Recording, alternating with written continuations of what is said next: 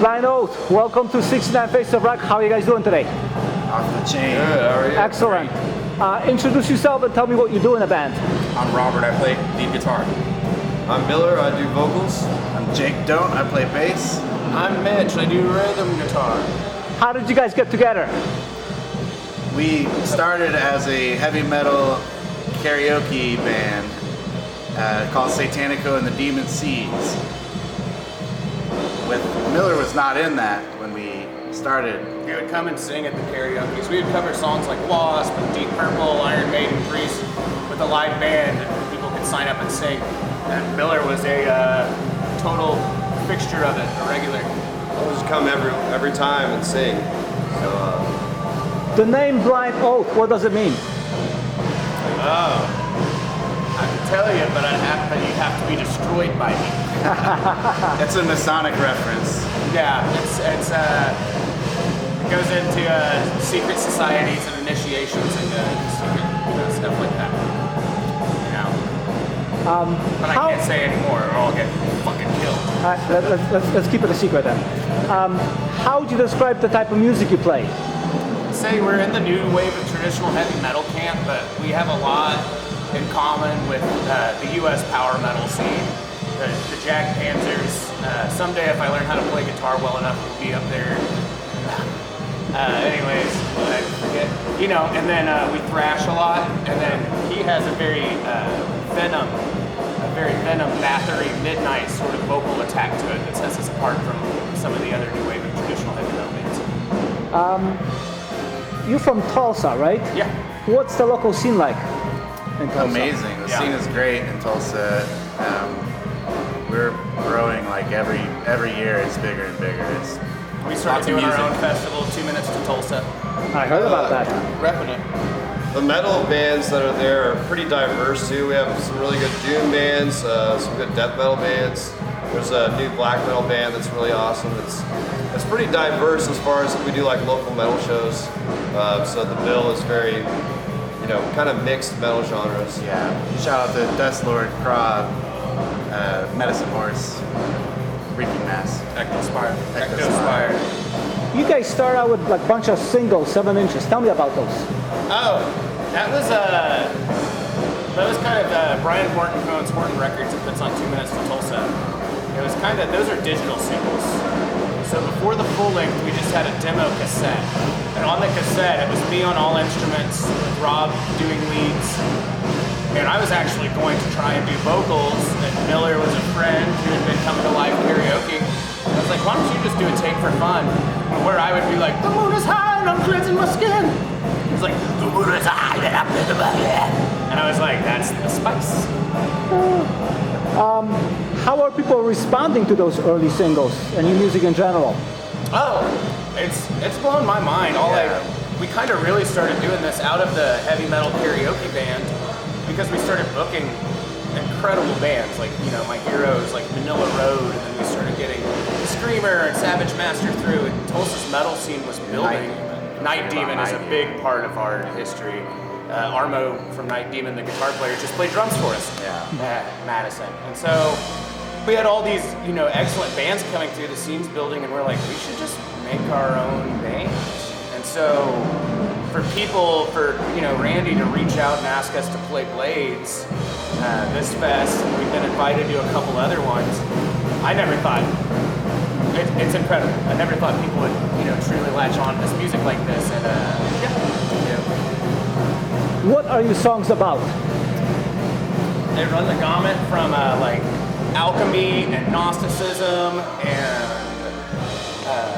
we can get kind of King Diamond-esque in narratives. They're kind of like King Valley from Deceased, writing like macabre, morbid, ghost tales. We have a song that's a ghost story. We have songs about witches. A new single coming out with a video that's going to be pretty great. We got Maddie from Bloodstar, Stacy from Savage Master, Deb from Lady Beast, and Amy from Solicitor, all on this new single we're going to drop soon with a lyric video and a comic book.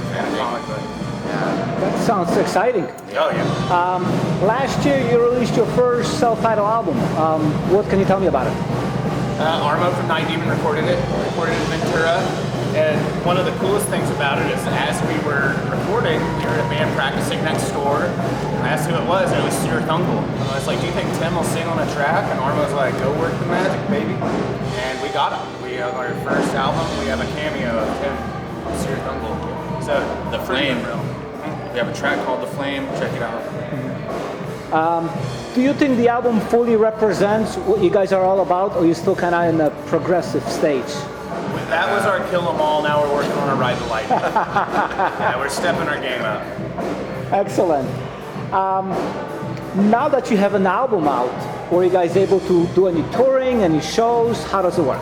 Yeah, we off the back of the album coming out and everything, Trevor from Haunt invited us out to his fest, Frozen in Time in Fresno. And we did a tour around that. We just set out about a month ago to tour with Anvil to do 4 dates, but vehicle problems kind of left us marooned in Texas, and we were able to limp home with no AC. Fixed the van and then drove it up here to Madison for Christmas still. And now we're here, yeah. You already mentioned some new tracks coming out. What else is in the works?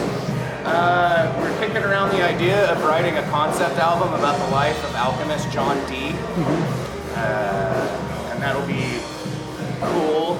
I've been listening to a lot of Vendetta and Paradox, and I hope that comes through in the writing. Yeah, we've got some songs in the works for that. I was going to ask you about what direction is it taking. You already mentioned some influential bands. Anything else comes to mind?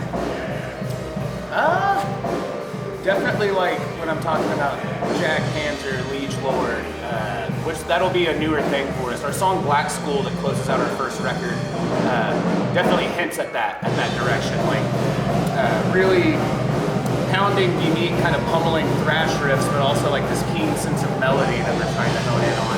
And I think we're going to keep pushing that way, but we also don't want to pigeonhole ourselves. And there are doom riffs that we are writing. Some of them are like very akin more to like a My Dying Bride sort of style, but with Miller's vocals. And we just love heavy metal. I think in combination with that and like our love for Merciful Fate, King Diamond, and the King Diamond concept albums, like kind of taking those ideas and stuff and making it our own. Finally, what fulfillment do you get out of playing heavy metal music?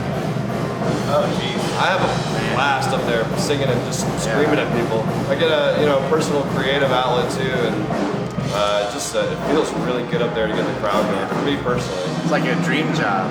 yeah, it's like a dream come true. Really, honestly. Dream job where you don't get paid. But no, for real, it's whenever we got interviewed before our album came out in a Tulsa paper, they were like, "What's your goal with the band?" And I was just like, "I just want to scream to Hallowed Be Thy Name, like sing along with my friends to that in like as many countries and pubs as I can." And that's just like, and if people like our record and are asking us out, that's what it's all about. I love meeting friends, and you know, that's what the song "The Flame" is about. It's about keeping the flame of heavy metal and community alive. And we're making so many more new friends, and it's cool. Yeah, being at festivals like this, making friends, being in the heavy metal community is like, it means everything. Like, Yeah. making all those connections, friends around the country, around the world. It's just so much fun, and it feels so good. It's like you have a community of people that, you know, sometimes when you're young or you're feeling lost or alone, you don't really know who to connect with. It's like such a good space for me personally that I love about the heavy metal community. Everyone's so nice and welcoming and non-judgmental and just having a good time. I personally like welcoming the bands to Tulsa. Yeah. And getting to go to their town and play shows there. Like playing in Salt Lake City with Bloodstar, hanging out in California with Night Demon. You can't beat that. Taking Screamer to Olive Garden. Yeah, hosting bands in my bar until 5 a.m. until they're all so drunk they just have to Uber home or they're sleeping on the couch there. It's just like so much fun. There's nothing to compare it to. Yeah. Drugs me. Thank you. You're welcome. Thank you. Thank you.